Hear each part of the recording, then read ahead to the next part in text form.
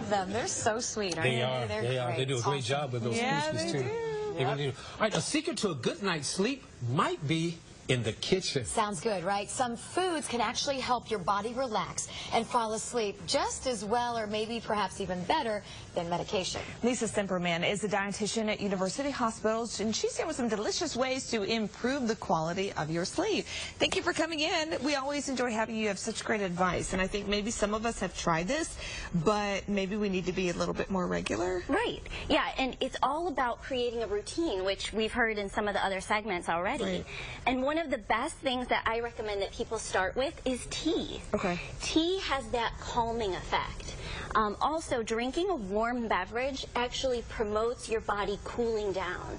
And a lower body temperature is necessary for a deep sleep. Is that why they say maybe baths are good at night, like a warm bath? Exactly. Exactly. It's a little counterintuitive because you think it heats you up. Right. But actually it promotes the cooling mechanism. Now, when you drink the tea, how long should you do that before you go to sleep?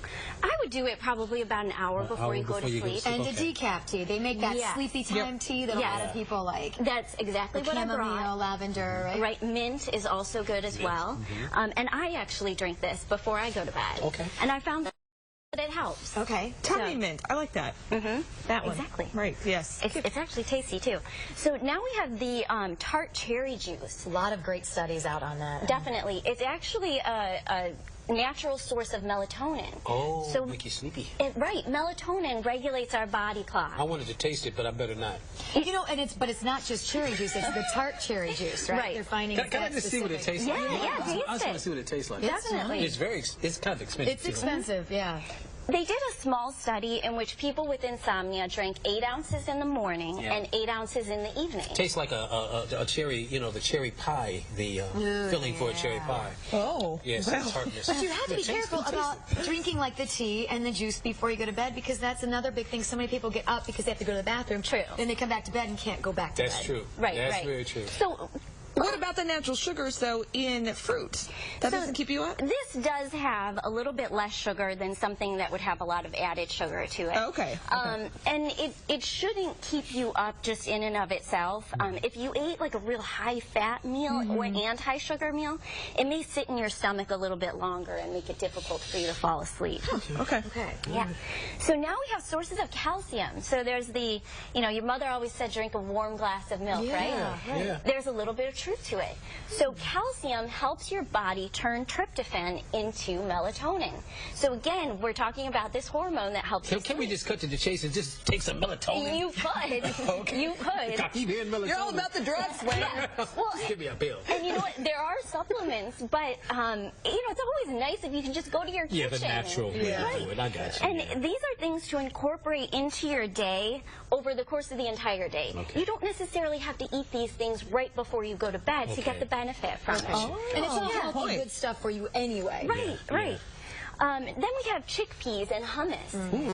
Chickpeas are a natural source of B6. And again, B6 is important for the production of melatonin. So something like some whole wheat crackers with some hummus before a nap would be a good idea. Okay. Now, have you tried the melatonin? Yes. Doesn't work for you? Sometimes. Okay. Sometimes. It just depends. It just depends. I could take it and be up all night.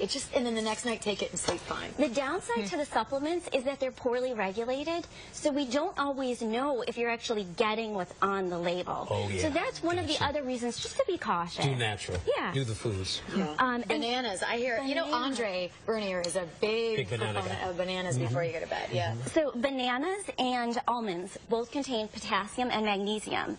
These minerals are important in muscle contraction, so they're important for preventing muscle cramps, and they can be helpful for people with restless leg syndrome. Muscle cramps hurt at night, man. Oh, yeah. Yeah. Oh, yeah. Boy. That gets you out of bed. Yes, it will. Like you're standing on the ground. Yes, it will. Yeah. So orange juice and bananas are good for that, right? Right. Anything with potassium. And if you add a little bit of peanut butter to your banana... Stop it. Keep talking. Right? Peanut butter contains tryptophan.